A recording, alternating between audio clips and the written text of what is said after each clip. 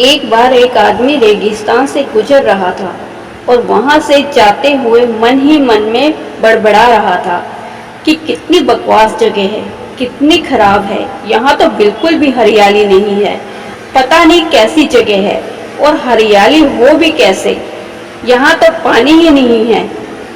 गरम रेत में वो जैसे आगे बढ़ता गया, उसको और भी ज्यादा गुस्सा बढ़ने लगा। फिर आखिरी में वो आदमी आकाश की तरफ चिल्लाते हुए बोला, क्या प्रभु, आप यहाँ पानी क्यों नहीं देते हो? आप यहाँ पानी देते तो कोई भी इंसान यहाँ पेड़ पौधे उगा सकता था और तब ये जगह कितनी प्यारी और सुंदर हो जाती। ऐसा बोलकर वह आकाश की तरफ ही देखता रहा, जैसे मानो वो भगवान के उत्तर की प्रतीक्षा कर रहा हो। तभी एक चमत्कार होता है। वह थोड़ी दूर आगे जाता है तो वहाँ उसको कुआं नजर आता है। वह इंसान उस जगह में कई वर्षों से आ जा रहा था, पर आज तक उसे वहाँ कोई कुआं नहीं दिखाई दिया था। वह आश्चर्यचकित हो गया और दौड़कर कुएं के पास गया। कुआं बिल्कुल फुल पानी से भरा हुआ था।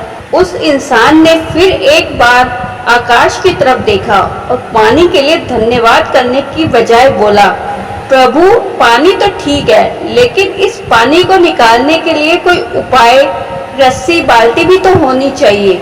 उसका ऐसा कहना था कि उस इंसान को कुएं के पास में रस्सी पड़ी मिली और वही बाल्टी भी दिख गई। एक बार फिर उस इंसान को अपनी आंखों पर भरोसा नहीं हुआ। फिर वह घबराता हुआ आकाश की तरफ फिर देखता है और बोलता है, ये पानी यहाँ से कैसे ले जाऊंगा? तभी उसे खड़े खड़े महसूस होने लगा कि कोई पीछे से छू रहा है। फिर वो इंसान पलटकर पीछे देखता है तो वहाँ ऊंट दिखाई देता है और वह आदमी बेहद घबरा जाता है और उसको लगने लगता है जो चीज मांगी वही आ गई। कहीं वो इस गुमनाम रेगिस्तान में हरियाली और हरा भरा बनाने के चक्कर में वे यहाँ फंस न जाए। और वह इस बार आसमान की तरफ नहीं देखता और वहाँ से तेज कदमों से जल्दी जल्दी आगे बढ़ने लगा। अभी वह कुछ दूर ही चला था कि एक कागज का टुकड़ा उसके कदमों में आकर लिपट जाता है। तब उस इंसान की नजर पड़ती है तो वह उस कागज को उठाकर देखता है तो उस पर लिखा होता है कि मैंने तुम्हें सब कुछ दिया जो तुमने मांगा। मतलब तुमने पानी मांगा तो पानी दिया, बाल्टी मांगी तो बाल्टी दी और पानी ले जाने के लिए ऊंट भी भेजा। अब तुम्हारे पास हर वो चीज है जिससे तुम रेगिस्तान को हरा भरा बना सकते हो। हर चीज मैंने तुम्हें दी है। अब सब कुछ तुम्हारे हाथ में है।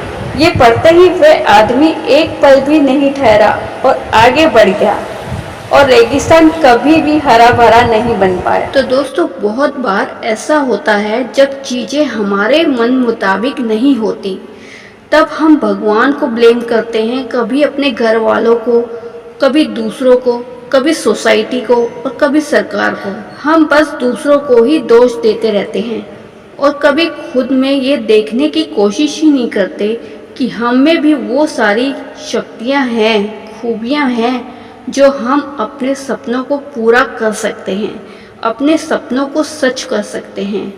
शुरू में भले ही हम ये सोचते हैं कि ये कैसे पॉसिबल है, लेकिन जैसे इस कहानी में उस इंसान को रेगिस्तान हरा भरा बनाने के सारी फैसिलिटीज मिल जाती हैं, उसी तरह से अगर हम प्रयास करें, मेहनत करें, तो हम अपनी इच्छा शक्ति से अपने लक्ष्य तक पहुंच सकते हैं और अपने लक्ष्य को पा सकते हैं। लेकिन आप लोग दूसरों को दोष देते रहते हैं और जो आपके सामने चीजें उपलब्ध हैं उसको अनदेखा करते रहते हो और अपनी किस्मत को, अपने भाग्य को कोसते रहते हो।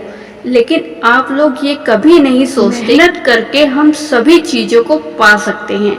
ऐसा कोई काम नहीं है जो इम्पॉसिबल हो। और दोस्तों, कई बार ऐसा भी होता है कि शायद हम इतनी मेहनत नहीं करना चाहते हैं, काम से जी चुराते रहते हैं।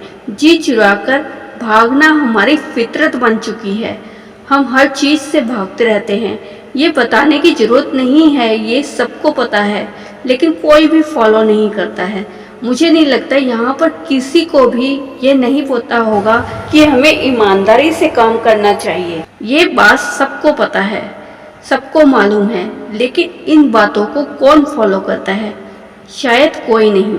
अगर कोई करता भी है, अगर कोई करना भी चाहता है, तो हमारी जो समाज है, हमारी जो सोसाइटी है, इनके जो लोग हैं, उन लोगों को पागल, बेवकूफ, मंदबुद्धि ये नाम दे दिए जाते हैं। ऐसा नाम देकर चिढ़ाते हैं। उन लोगों की सोच के हिसाब से अगर आप चतुर नहीं हैं, चालाक नहीं हैं, तो आप किसी को बेवकूफ नहीं बना सकते हैं, तो आप इस दुनियादारी में सरवाइव नहीं कर सकते हैं। अगर आपके अंदर लोगों से झूठ बोलकर, चालाकी से अपना काम निकलवाने की कला नहीं है, तो आप बेकार हो। इस तरह की सोच है हमारी सोसाइटी में। लेकिन अगर आपने किसी भी काम का बीड़ा उठाया है, तो इसको अपनी जिम्मेदारी समझे। उसके लिए आपको मेहनत करनी होगी और जिम्मेदारी को स्वयं उठानी होगी, और वो भी पूरी ईमानदारी के साथ। तभी कहते हैं कि रेगिस्तान में हरियाली चाहते हो तो अपनी जिम्मेदारी के साथ मेहनत करनी पड़ेगी, तभी आप अपने सोचे हुए काम को सफलतापूर्वक कर सकेंगे। और इन सब की आपको खुद रिस्पॉन्सिबिलिटी लेनी होगी। फ्रेंड्स, अगर आपको वीडियो अच्छी लगी हो तो चैनल को सपोर्ट करने के लिए वीडियो को लाइक और चैनल को सब्सक्राइब जरूर करें। मिलते हैं नेक्स्ट वीडियो में, तब तक के लिए धन्यवाद।